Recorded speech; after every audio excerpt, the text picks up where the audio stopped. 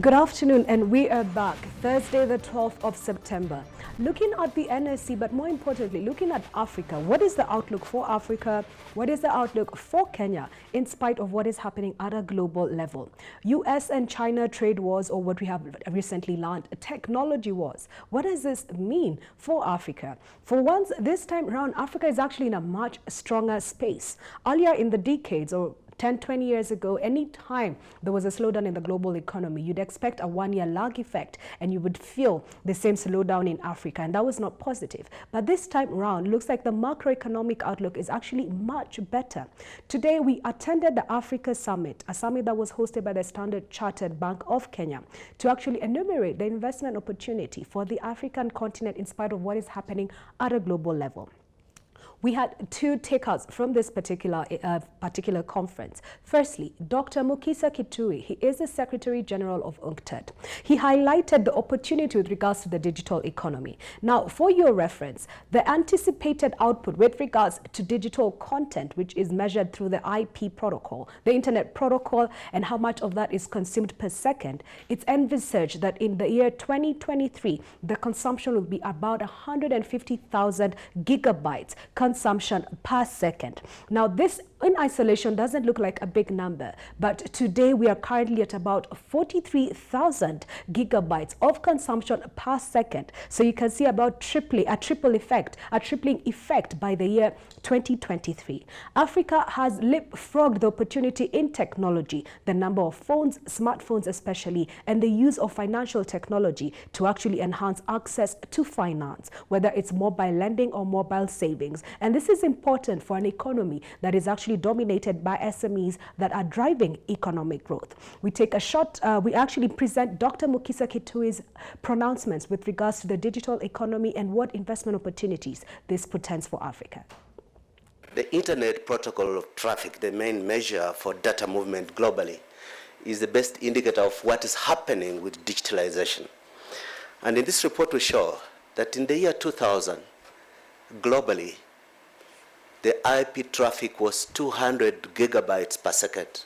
200 gigabytes per second in 2000. 2018, it had reached 45,000 gigabytes per second. And with the onset of 5G, we expect in 2023, it will be 150,000 gigabytes per second. This phenomenal explosion of the data economy has two major characteristics that are important for the rest of global development discourse. The first one, the growing value of data as the driver of economic activity. But the second one is the growing concentration and consolidation of control of data by platform giants. In our measure of the trends in economic growth of the digital economy, just 2 years from 2015 to 2017, the digital platform giants' value grew 67% in 2 years to $17 trillion US. Can go on in that direction, but there's something else that's very important.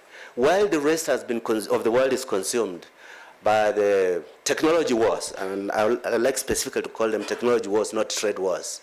I'm a trade person, but what's happening between America and China has more to do with technology than with trade. But in spite of those wars, China and the US account for more than 85% of the capitalization of the 70 largest digital platform companies in the world.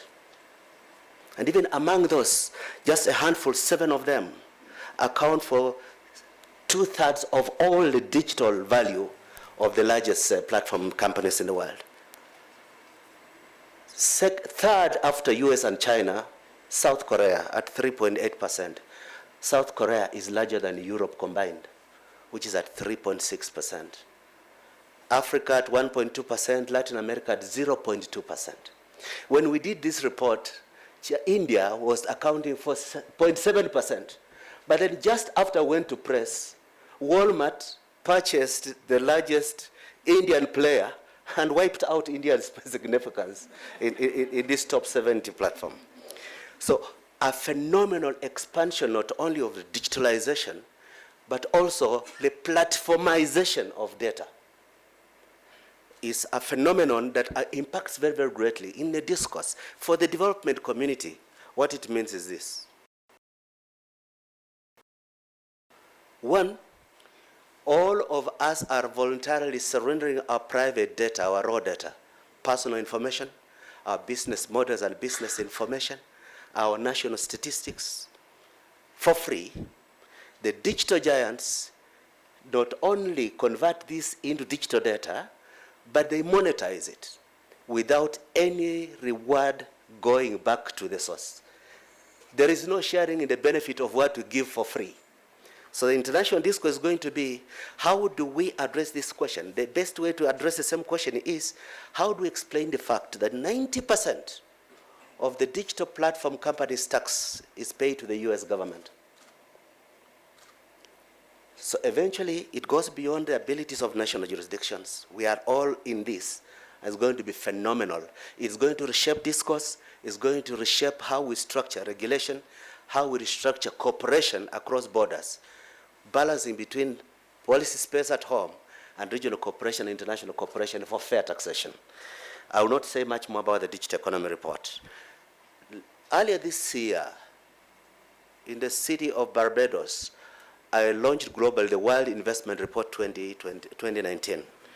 Now, this has two things that are important in the discussion of where Africa is going. Number one, globally, there is declining return on investment in manufacturing. If you even look at manufacturing enterprises, value is shifting from the actual process of making value to the services sector of manufacturing. Those the servicization of manufacturing, as it were. That is phenomenal because it means a global FDI, which has been very reluctant to go into vulnerable economies, is going to be even more hesitant with the declining returns on manufacturing as value added. While this has been happening, something else has been happening. The massive expansion of services sector, even services as a component of manufacture, is a major, major phenomenon. A second thing that's of significance to the development community is that globally, investment in greenfield projects has migrated massively to East Asia. Last year, 149 billion US dollars, equivalent to 40% of global cross-border FDI, was in Eastern Asian economies. This has two components. One, the growing concentration of savings and investable capital in East Asia. But two, the impact of Chinese technology Cold War with the US on the relocating value chains. Now, we were following Dr. Mukhisa Kituyi's comments. He is the Secretary General of Unctad. His main mandate is to be able to extend or rather enhance the trade that is actually happening between Africa and the rest of the world and all other regions, and also intra-Africa trade. Now, the snippet that we have just shown you, about 6 minutes of him speaking about the opportunity in digital economy, is imperative.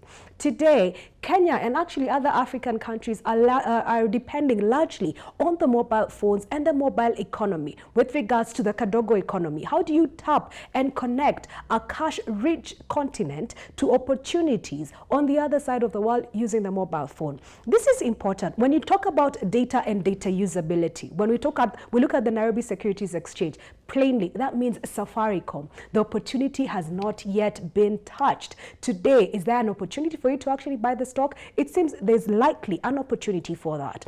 The other second and most important thing that we actually had from Dr. Mukhisa Kituyi is this, the element of labor. And the labor force in Africa, and especially in Kenya, is digitally trendy and digitally savvy. So if you're digitally savvy, the opportunity that he has enumerated is this. For this cohort, the youth who are always saying that they are jobless and they don't have opportunities, the market has changed. With the digital economy, there's an opportunity to package services and be able to sell the Kenyan labor force or even the African labor force as service providers for professionals and other companies out there and sell this. So rather than having an economy where we are building and manufacturing things, services is the big thing. And how do we tap into this knowledge economy? Again, we keep saying, which is the company that has actually provided the railroads for this opportunity, Safaricom. And that actually explains why it's about 50% of the traded volume on the Nairobi Securities Exchange, as well as the traded value that we keep seeing. That aside, let's look at Kenya as an investment case. There's always been the conversation with regards to debt sustainability. Is it sustainable? Is it not sustainable? Should we be concerned because of the debt that has to be repaid each and every single year, whether it's the principal amount, whether it's the interest related to this particular debt? Secondly, the key issue that we keep hearing, the private sector, it is not as vibrant as it should or is expected to be. One of the key considerations here is the rate cap. What happens if the rate cap continues? And the feeling is that the rate cap is actually stifling growth. Now, we start with Razia Khan. She is a managing director as well as the chief economist at Standard Chartered. She looks at African economies and as well as Middle East economies. Razia had a couple of things to say, but key in point. Kenya's looks good on paper, and the numbers that are actually coming out with regards to the data, they are viable and they are feasible. Kenya's long-term and medium-term outlook actually could be much stronger than we expect. But a couple of things need to happen.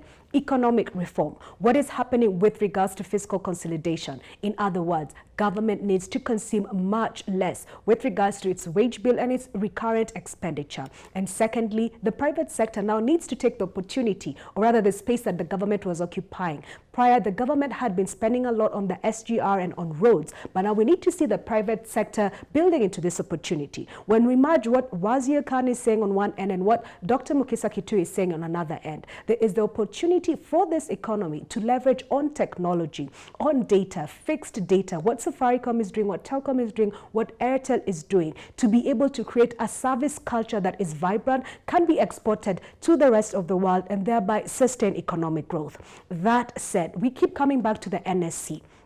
NSC 20 index is at a 10-year low. Some people are bearish, some are bullish. We think that the fact that it's on a 10-year low and the risks affiliated with Kenya at a national level are actually on the lower end, with the key thing being focusing on policy. So a little thing needs to be done. But the question for you as an investor, should I be buying stocks? Should I be buying houses? Should I be buying fixed income today? Well, it looks like it's actually more of a yes. The question is, what risk appetite are you willing to take?